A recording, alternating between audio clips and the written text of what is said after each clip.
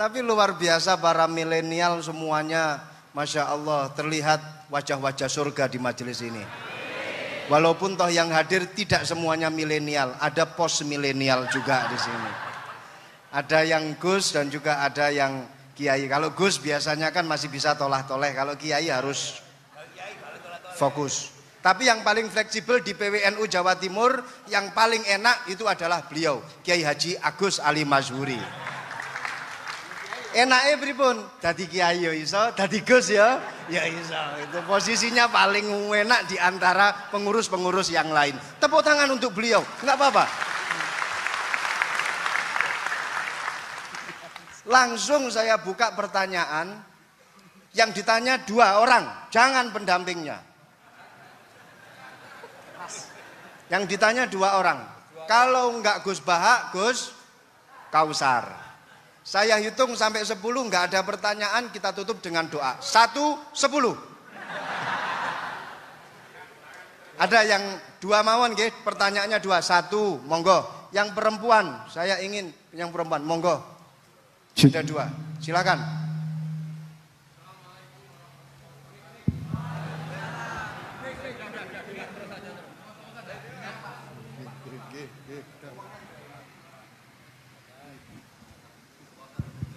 Bismillahirrahmanirrahim. Assalamualaikum warahmatullahi wabarakatuh.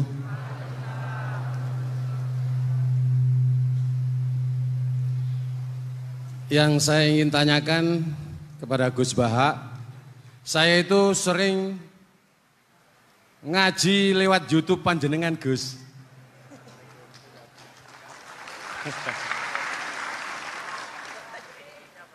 Insya Allah ilmu saya tambah walaupun tidak banyak. Yang saya tanyakan, nopo ilmu kula niki barokah? Yang pertama, karena saya ngaji lewat YouTube panjenengan, saya tidak izin. Untuk itu hari ini saya izin panjenengan, mudah-mudahan ilmu ingkang saya dapat dari panjenengan niku saged barokah niku Gus. Terima kasih. Wassalamualaikum warahmatullahi wabarakatuh. Waalaikumsalam warahmatullahi wabarakatuh. Langsung mawon Gus nggih, yang satunya dulu. Siapa aja? Oh gitu. Monggo Gus. Itu tetap barokah dan kebaikan itu mah enggak perlu minta izin. Kalau kebaikan minta izin jadi repot. Jadi kalau dalam kitab fikih disebut iktifaan bil idzni syar'i, karena syara akan selalu memberi izin sama kebaikan. Itu udah hanya masalah YouTube sampean. Tadi melihat wajah Gus Ali ibadah, pamit dulu. Nanti kalau ada orang alim lewat mau lihat juga pamit dulu. Lama-lama mau baca sholawat, ya Rasulullah pamit dulu mau baca sholawat. Jadi semua kebaikan itu cukup iktifaan bil idzni syar'i. Ya jelas ini ya. Oke, terima kasih.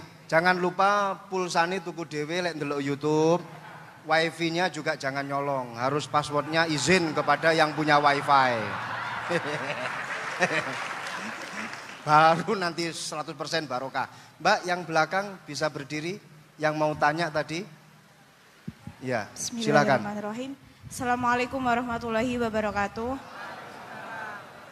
Mohon izin Yai Gus, saya di sini mau tanya, selain sebagai pelajar santri, saya juga sebagai seorang mahasiswi di salah satu universitas di Surabaya. Yang saya tanyakan sebagai pemuda milenial, kita semua tahu bagaimana keadaan demokrasi negara Indonesia saat ini. Yang saya tanyakan bentuk dari hubul waton minal iman. Hubul waton di sini, bolehkah saya sebagai seorang mahasiswi menyuarakan pendapat saya, berjuang bentuk ijtihad demi keadilan berupa demonstrasi?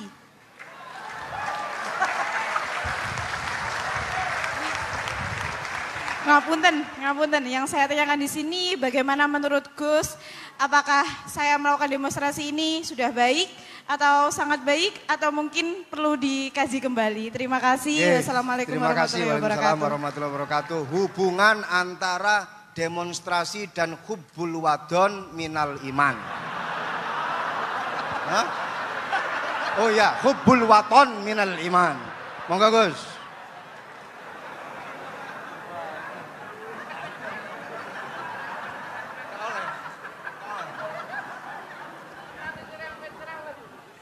Ini benar-benar ahli loh aku. Begini kan demonstrasi itu kan makna pokoknya itu kan apa? Memperlihatkan. Makanya demonstrasi kekuatan maknanya ya show ya, memperlihatkan satu apa? Kekuatan. Sehingga kalau dalam Islam itu ya fleksibel, asal itu tidak merugikan orang lain, tidak anarkis, tidak madarat bagi kelompok lain tentu boleh. Bahkan kalau tidak apa? Menyuarakan suara kita tentu dengan cara-cara yang tetap islami ya. Itu malah kita disalahkan karena berarti tidak ikut bertanggung jawab terhadap proses bernegara. Tapi tentu disuarakan secara konstitusional dan secara baik. Kemarin pas demo di Jogja yang ramai itu masalah rancangan KUHP itu rektor UI juga ketemu saya pamit, Gus mau demo aja. Ya tapi yang baik dan sopan kan. Karena begini ya. Di Quran itu ada ayat walau la dafu hinnasa ba'dahum bi ba'dil fasadatil ard. Jadi kekuatan manapun itu harus dikontrol. Tentu kontrol itu macam-macam.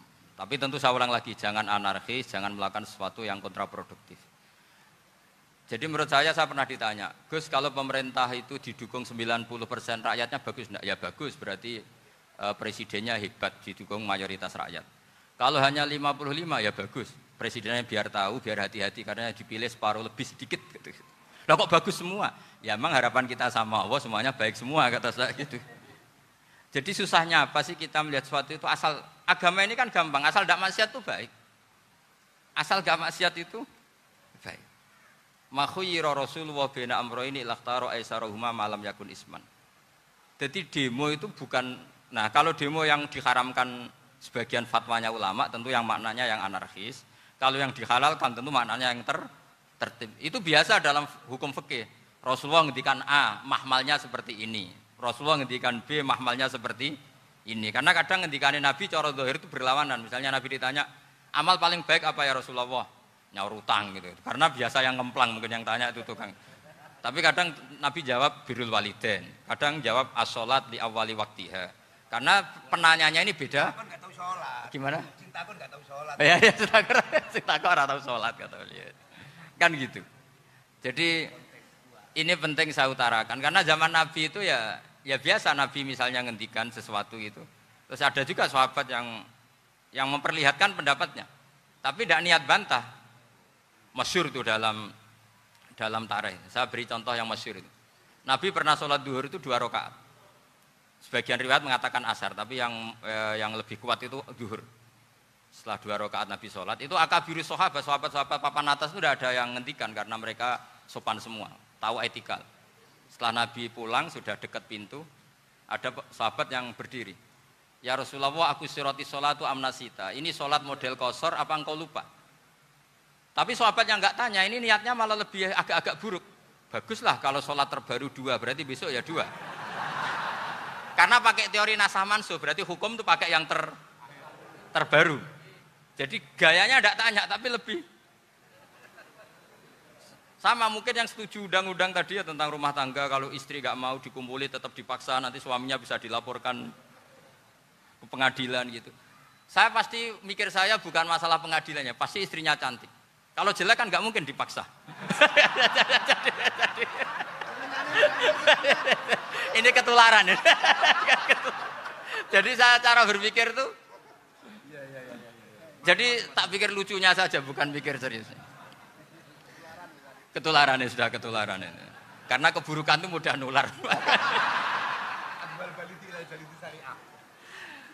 Akhirnya Nabi kembali lagi, enggak, kullu dzalika lam yakun, semua itu enggak terjadi. Tapi Nabi sebagai orang yang sangat, ya sebenarnya enggak boleh dibahasakan sangat demokratis, sangat bijak. Nabi kembali lagi ke mimbar terus tanya, ahakun maqalahu dzulyaten, apa betul yang dikatakan dzulyaten tadi? Kata sahabat semua, betul ya Rasulullah, tadi engkau sholat hanya 2 rakaat. Nabi kemudian takbir lagi, meneruskan 2 rakaat terus salam. Artinya kalau demonstrasi itu dengan makna mengutarakan dapat dengan cara yang dijamin konstitusi, ya itu kan normal-normal saja, nggak ada masalah. Saya pernah derekno bapak, itu ada pertanyaan yang benar-benar mengusik saya. Ada orang miskin datang ke bapak, Pak Yai, dadi wong melarat itu ra enak. Sajane ya wis suwe dadi wong melarat ra enak. Itu pas Ramadan. Kenapa kata bapak? Bapak saya itu teman akrabnya Gus Ali, itu senengannya ya guyon, mau meninggal aja masih guyon. Bapak itu guyon terus. Kenapa ya? Sudah puasa nggak makan, buruh orang macul itu kan berat. Mau istirahat nggak boleh karena buruh orang. Enak jadi wong sugih puasa diam di rumah gini-gini terus. Terus kata bapak saya gini, enak wong melarat. Jadi wong sugih nak puasa berat. Kok sakit ya? Esok mangan pecel, awan rawon, engkok sore sidik sate. Jadi yang harus ditinggalkan itu banyak. Nak sampean kan biasa meninggalkan itu semua. Semenjak itu dia, oh iya, nak ngono podo-podo abot. Jadi hasutnya pada orang kaya terus nggak ada. Nah ini pentingnya ilmu, jadi pentingnya pendamping tadi itu. Setelah diberi jelasan, oh maturuni ternyata podo-podo abot gitu. Dia nggak tahu susahnya jadi orang kaya. Ya sama seperti tadi, ya saya puasa, kerja gini-gini, bojo sitok elek, terus jadi yang bojone 4 cantik semua abot aku. Karena harus ninggalkan 4 yang cantik tadi, yang bisa menghidupkan tadi itu. Itu kan juga demonstrasi, artinya mengutarakan apa yang, jadi itu saya pikir seperti itu. Ya ini, pokoknya gitu aja. Assalamualaikum warahmatullahi wabarakatuh. Waalaikumsalam warahmatullahi wabarakatuh. Tepuk tangan untuk beliau. Kita doakan semoga beliau sehat walafiat, panjang umur, jembar rezeki, jembar urip, jembar awak, tambah rezeki.